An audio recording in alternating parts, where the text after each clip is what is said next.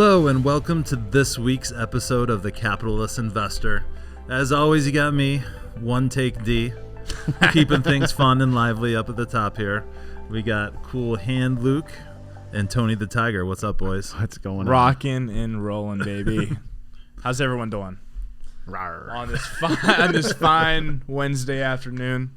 I think we're finally getting some decent weather here in Cleveland. So Until this afternoon when it rains and snows and winds. It just looks really, really pretty right now as we look out the window. It is supposed to change. I'll be in Nashville here in a couple days. Nice. So going down there for a little hosting Scott the Cow Guy show. Okay, Nash Vegas. really? Nash Vegas. Nice. Yep. I'm going to try to step into Tootsie's. I'm only there for like 18 hours, but after the show, maybe I'll stop into Tootsie's. Yeah, that's My spot, my hanging spot. legendary place. Wear my right? cowboy hat. Okay. Honky tonk. All right. Well, today we got some good stuff today. So we're going to talk about Suze Orman and a nice list that she put out, basically the 5 biggest financial blunders you can make. So we're going to go through those, talk about what we agree with and what we don't, since everyone loves Suze Orman. Yeah, she's basically calling me an idiot. Yeah. And then we'll talk about the French protests, why they're happening. Pretty big deal going on over there. So we'll talk about that. And we'll do a canceled segment this week about California and gas prices and what they're doing out there and how it makes complete and total sense, like everything California does. All right, boys. Number one, let's Suze get into it. Orman. Number one, don't take a tax refund. Fun. Well, guys, we kind of been preaching this a little bit. I mean, I want to hear you guys' take, but I know my take, at least in the past, has been it is a loan to the government, right? It's a tax-free loan to the government when you have a huge tax refund. It's always nice getting a little bit back at the end of the year, and just having some extra additional money that you kind of didn't have throughout the year, but you don't want to have too much, right? So it's kind of finding that balance. Yeah, absolutely. Back in the COVID episodes with Mark, we would talk about this quite a bit. But yeah, if you're getting a refund back, because I remember back at that time, refunds were getting smaller and everyone was getting angry. But it's just like, hey guys, if you're getting a refund, that just means you've overpaid your taxes. Right, So right. They don't owe you that money. Poorly. Right. So, all right. So you, when you talk to your HR and you're setting up your payroll and things like that, 0, you're trying to pay the most tax in, so therefore you'd get a larger refund, and 1 is less tax paid in, so you should get a lesser refund. Here's my take.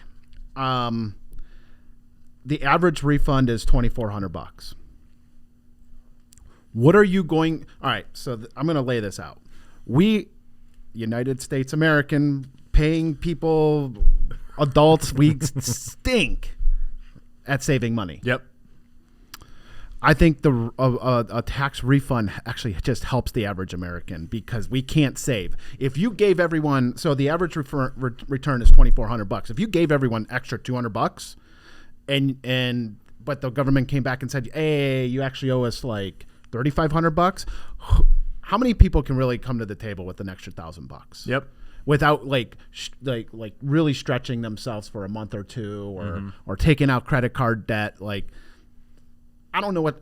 All right, okay, you get $2,400, and you stretch that out, right? And you don't give it to the government, 'cause screw them, right? So, how much are you really going to make on $2,400 to like really stick it to the man? Because you're going to take $2,400. Let's say you made 10% interest on that. Yep. You actually owe interest. You actually owe taxes on that. It's not a good point. I like that point a lot because we always talk about. On this podcast, how we have a spending issue here in America, not just from the government side, but also from the consumer side. Like you give people more money, they're going to go out there and find a way to spend right? it. They're not this going to is think part about, of again the social, the keeping up with the Joneses of social media. Like everyone's trying to live a certain lifestyle, travel. Like we're still having that hangover from COVID, like where people want to travel and go on vacations. Like you can make $2,400. Well, there's a couple more nights at a hotel, a couple more dinners, a couple more entertainment things. Like absolutely, they'll spend it. That's a great point, Tony. That's how I look at it. But hey, if you want a lesser return and more money, go talk to your HR and sign up for 1. for your Yeah. your Mark Well, One. I on think your- it's on your, important to put this in percentage terms, right? The average return's $2,400. Like, what's average? Let's just do this like off the top of our head. What's average income? Like maybe 50 grand. Let's just call it 50, 60 grand of average income. Yeah, I just did it on my phone, maybe actually. family income we can go up to 60, 70, but do the math on that. That's probably 4% or so. 4% is what people are overpaying into taxes for the year, so they're getting 4% back roughly, right? That doesn't sound excessive to me. Now, if you were getting 8, 9, 10% back, you're way overpaying. Right. Like you need to really tune that back and get some more cash flow throughout the year. And if you want to dial this in, I mean, you can figure out your effective tax rate, your average tax, and go take to your HR and tell them, hey, I want to change my tax rate to my federal withholding to my effective tax rate, and they're going to look at you like you have three eyeballs because they've never heard that term. Like, good luck trying to really dwindle it down to the nearest penny. Well, you can really try to tune into it. If you look at Google, the Google machine, and every financial advisor's got like a different take on this, but the Google machine says everyone should be trying to save 15% of their income per year is what they should shoot to save, 15%, right? Well, if you really wanted to have a savings account and be disciplined with it, you could always overpay 15% into your tax refund and get 15% back at the end of the year, and then there's your savings account for the year, right? I mean, if you really wanted to be disciplined like that, rather than you could also set aside a couple $100 per month into a separate savings account. That's one way to do it. Yeah. But just being disciplined in some sort of manner is important, right? I think that's the point, honestly. Like I'm not, lining up to agree with Suze Orman on every single point, but not overpaying your taxes and not getting a huge refund is basically a sign that you've planned well. Yeah, So you're probably doing other, planning aspects in your budget and in your overall household well as well. So I think that's kind of the point there. Make sure just everything's planned out. Yeah. Go change it to 1 if you're trying to tone down your tax return. Yeah. For sure. So all right, Number two. Don't lease a car. Oh man. I am against this one, guys. I mean, I leased my car recently. All right, let's go. You're against it, but you did it. No, I'm against as in I against don't it, okay. I don't agree I with don't agree Suze with her Orman. I think in a lot of times it does make sense to lease a car. And you have both sides, and I really don't think it's going to be a huge difference either way or another. I think it really is what's best for your situation at that point in time.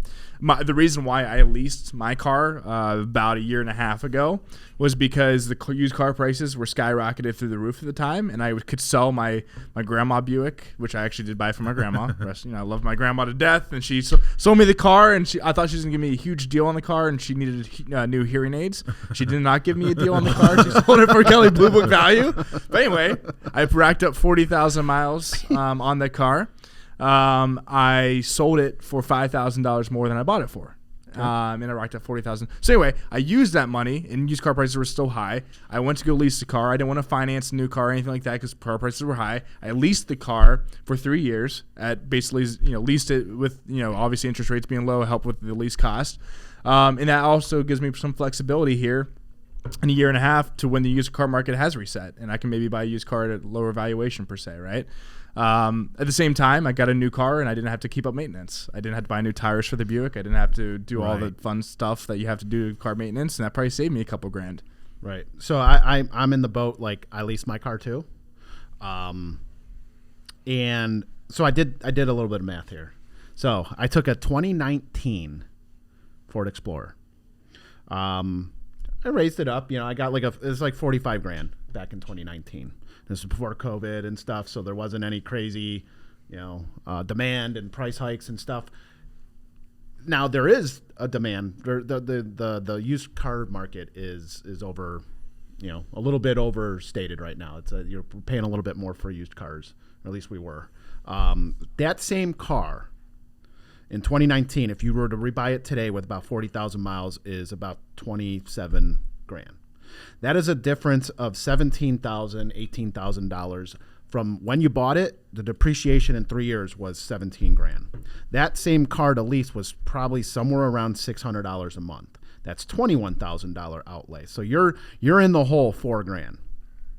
But as you mentioned, my whole thing is like, if this car was a problem, I am giving it back to the dealership and I wash my hands and I am moving on. Yep. I also know in 3 years I'm going to need new tires, so there's at least $1,500. Yep.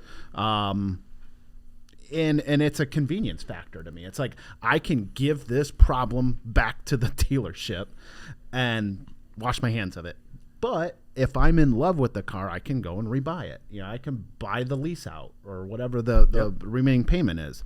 I would say the only con against leasing a car is that if you're driving a lot, you have high mileage per year, it probably doesn't make sense because they kind of max out at 15,000 miles per year. So that's one issue I'm dealing with, but I most likely am buying out my car here in a year and a half, so I can go over as much as I want to if I do choose to buy it out. But I did like 10,000 miles per year, and I'm already at 20, and I have a year and a half left. Mm-hmm. So like by my projections, I'll probably be over 6,000 miles of the 10,000 I'm allowed to give per year. Yeah, I do it as a convenience factor. That's how I view it. I don't want to buy a problem. Yeah, I want to give it back if it is a problem.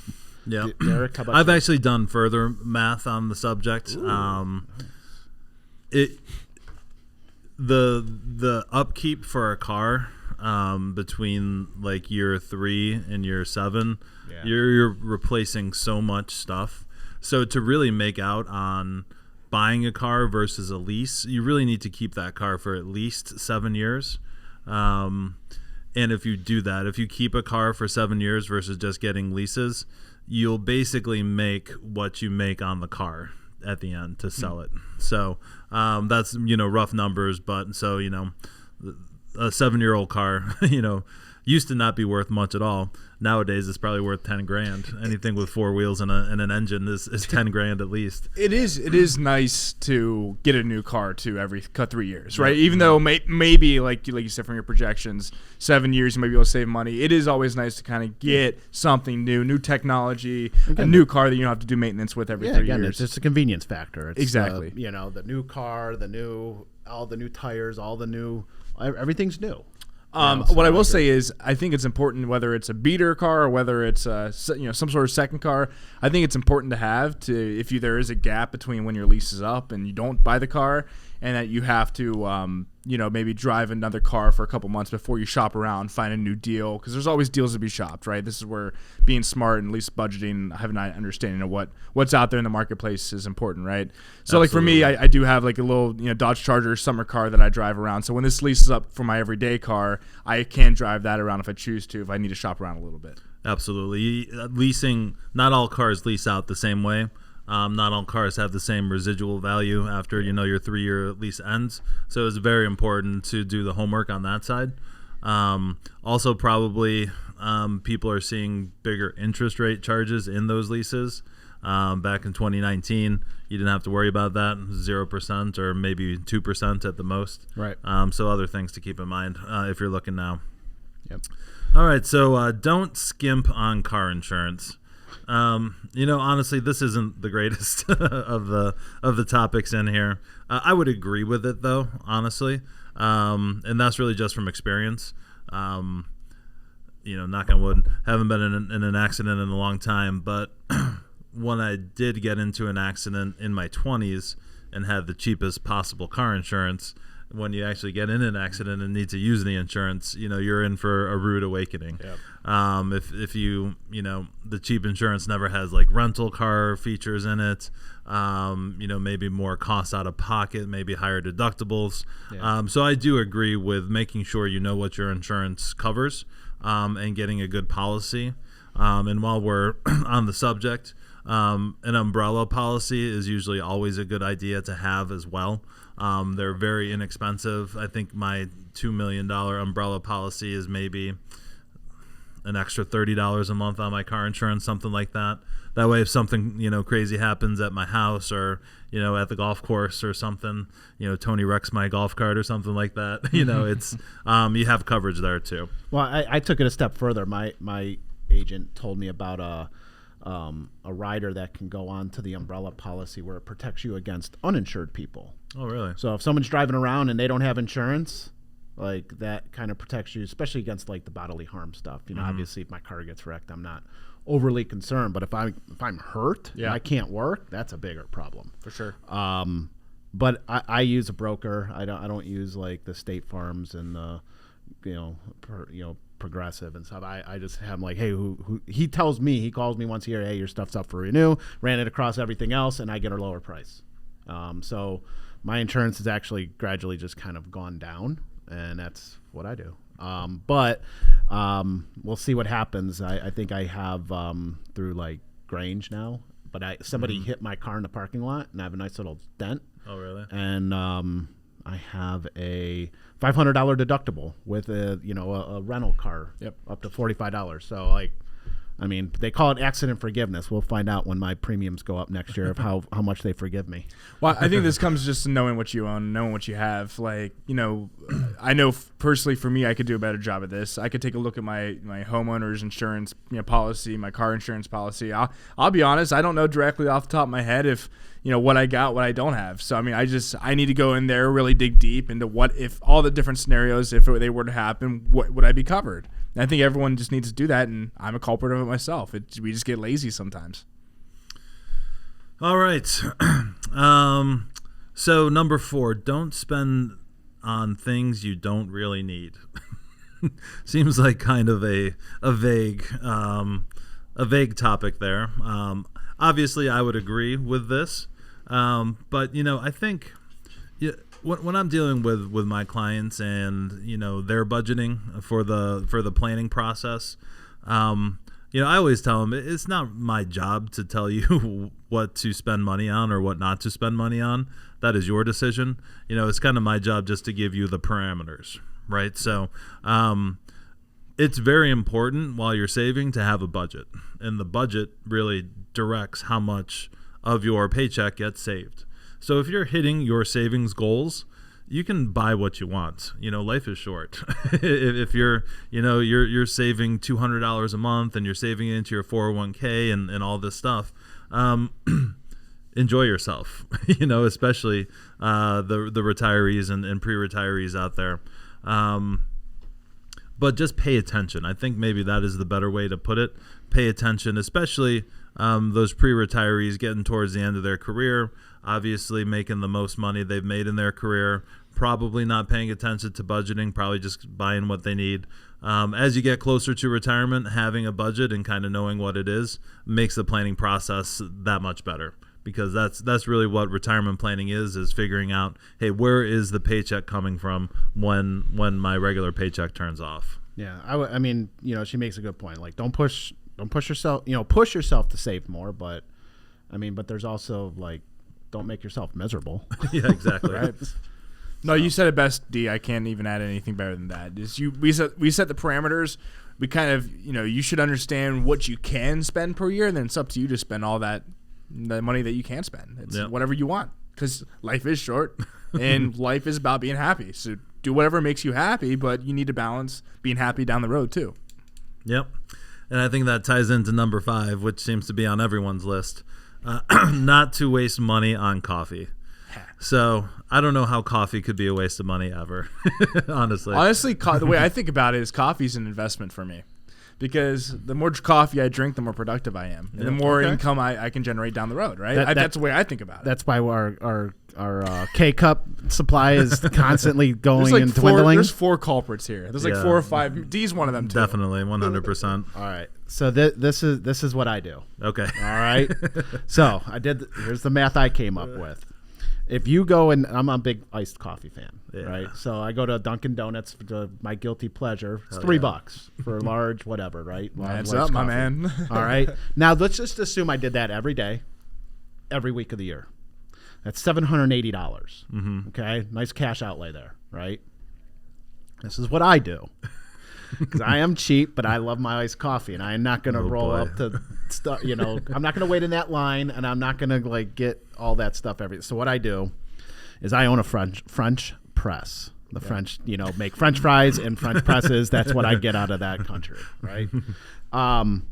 I spend about $15 on a bag of coffee, probably a month on average. It's $15, and it's already ground up and stuff, and ready for my French press. On every Sunday, I make 3 French presses full of coffee, and I put them in a big pitcher, and I put it in a refrigerator. So therefore, every day I have an iced coffee going to work that I made on Sunday. Smart. And rather than, and I just did the math, I'm glad I actually did this.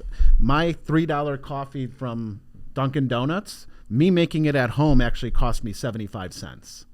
And I think it's way better. Right. It's better. It's French the beans. press, yeah. The beans I like. It's the flavors I like. And the It's- French press. The French press makes it better, Oh, too. dude, it's The flavors, phenomenal. yeah. Like I'm saving, 75% money. Just by doing don't that. steal Tony's coffee in a French Oh, press, man. because about a week He ago, will for the murder viewers him. out there, about a week ago, someone stole Tony's French press coffee in the office. He was walking around, stomping around. No one wanted to fess up, man. No one. No one. A bunch of cowards around here. So I made a little sign said, "If you didn't make this, Boy. keep on walking." Touch it. Yep. Ain't Very playing. protective about your French press. Yeah. Oh man, I was a little hot that day. Was I not? You were yeah, hot. you were a very- hot I potato. didn't want to Hot talk to you the potato. rest of the day, to be honest. That's funny. That's awesome. So those are the 5 tips from Suze Orman. A lot of the stuff she says, can have some basis and grounds, but a lot of the stuff you really got to take with a grain of salt. Or a grain of coffee. grain of coffee. And put it in Bean your of French press. Bean of coffee. Get a French press, man. It is actually life-changing taste. Nespresso It really is what I use. It's pretty good. Okay. It's not as good as like a real espresso machine, but it is relatively cheap. The machine doesn't break down, and the pods at Costco, you're looking at about 60 cents a pod. I'm going to throw a little plug in here for a coffee roaster in Columbus called Jennings Java Coffee. Yeah, the only reason I'm throwing the plug in there is because I actually helped start it, even though I did not get equity in the business or anything like that. I helped start it in college. Oh, there'll be And no it's money. still rocking and rolling there in Columbus. And Daniel and AJ Kazmierzak are doing a great job building that up. So they have really good coffee. All right, shot at. All right. All right, so let's wind things down here. So lots of protests going on in France, namely about their pension system, kind of like our social security system. They apparently didn't have any sanitation workers picking up garbage for like 3 or 4 weeks, and essentially they set it all on fire over the weekend. It was a disaster, and the protests are still going on strong. Can you imagine how it smells over there? It must be Oh, so bad. So and what they really did is they took retirement age from 62 to 64. It sounded like it wasn't a really voted on amendment. It was kind of just put into law, and everyone, erupted. And what's not to say that can't happen here? I mean, we look know, what we happened know with our social benefit program, Social Security, is broken. When's that going to come down to the pike for us? Where 62 is now, 64. Mm-hmm. You can't turn it on. Well, what's to say that even outside of just our social security system, what's to say that Biden or whoever's in office can't do the same thing and try to gain more power and have like a one-person decision on something so important? Like we saw COVID happen.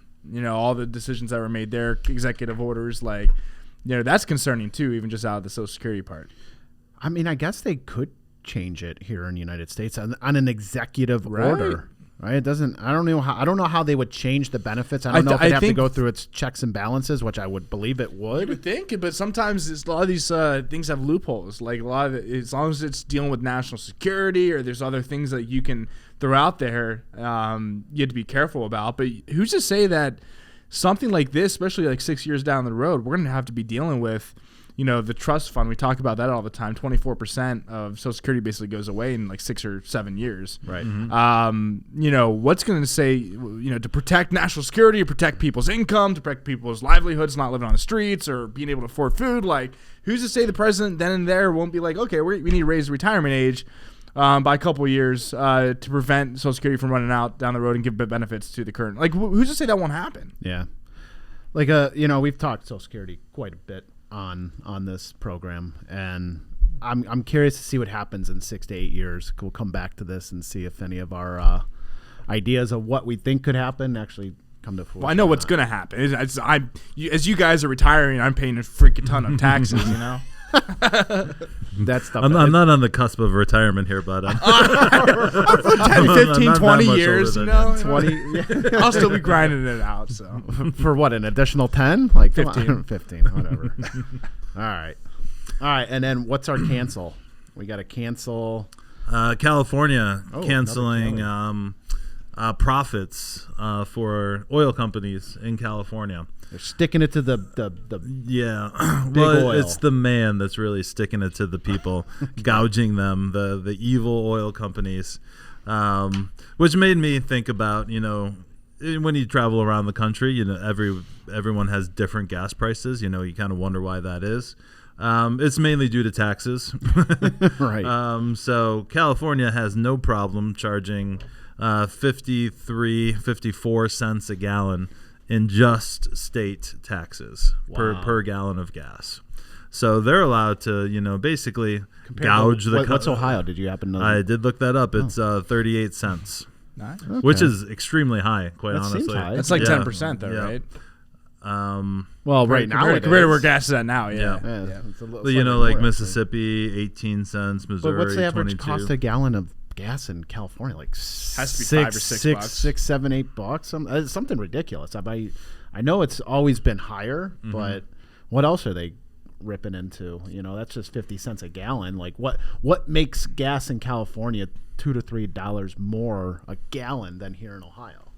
Well, what he's referring to, the taxes, the how much it costs companies to operate in California. I mean, all that factors into it. Yeah.